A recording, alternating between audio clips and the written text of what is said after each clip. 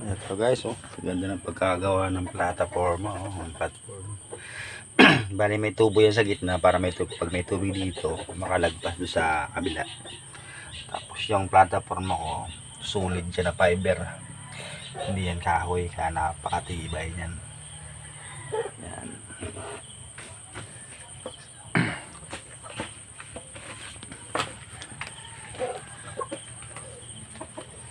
Tapos itong center led, binalot ko ng fiber. Ito yung nara na kahoy. Ito yung center led. Kumbaga sa barko close choke. Ito naman open choke, center led tawag dyan sa English. Kumbaga led ko sa barge naman, yung nilalagyan ng bridle pag hinihila. Yan, center led. Parang close choke sa barko. Ito naman ay stopper ito. Tawag dito. Dito nalagay yung paltik para hindi gumalaw-galaw.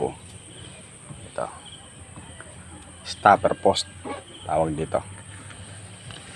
Tapos, ayan. Tanso yung ating yung bossing. Yan isusuot yung ihi. Ay, meron din yan. Maganda magkahabuntahin niya kasi tuwid-tuwid. Walang kapalag-palag yan. Tapos ito yung ating makalagay ng gamit. Yan, rudder.